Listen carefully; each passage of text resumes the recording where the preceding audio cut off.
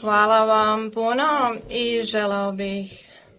da na početku vam se zahvalim, dragi kolega, na ovoj mogućnosti i prilici da dođem u posjetu vašoj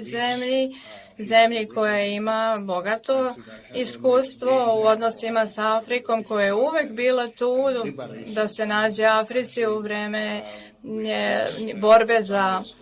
oslobađanje, za nezavisnost i zemlji koja ima veoma bliske odnose sa afričkim zemljama i naše dve zemlje dele mnogo toga u pogledu zajedničkih vrednosti, zajedničkih stavova, uverenja, poštovanja međunarodnog prava i delimo takođe zajedničke stavove u vezi sa teritorijalnim integritetom i želeo bih da takođe potvrdim još jednom taj legat kontinuiteta i vaš najčuveniji Nikola Tesla, zahvaljujući njemu i dalje se osvetljava naš moderni svet. On je takođe omogućio to i to je dokazalo da čak i mala nacija može da upravlja sudbinom celog čovečanstva, taj duh inovacija koji bismo takođe i mi želeli da unapredimo oblastima nauke, umetnosti, diplomatije i želi bismo takođe da produbimo i dalje naše odnose i da to bude jedna prilika da postignemo veoma ambiciozne planove koje imamo kao država koja se nalazi na afričkom kontinentu. Mi prepoznajemo Srbiju kao naciju gde je obrazovanje i naučna izvrsnost zaista uznapredovala i mi takođe puno ulažemo u obrazovanje. Obrazovanje je besplatno u Bocvani od osnovne škole i preko srednje škole i takođe bismo želeli u tom smislu da dalje sarađujemo sa Srbijom i da radimo zajedno kao partneri i u oblastima ekonomije i zajedničkih ambicija da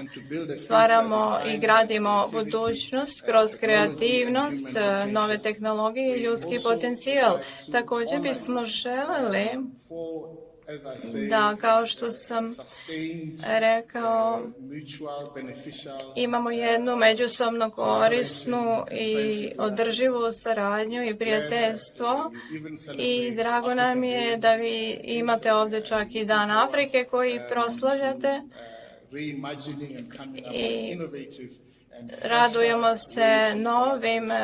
načinima i novim formama i oblicima saradnje. Bocvana je mala zemlja u južnom delu Afrike. Mi smo poznati po dijamantima i po govedini koju izvozimo u Evropu već dugo vremena, ali smo i nacija koja prolazi kroz transformaciju. Želimo da se transformišemo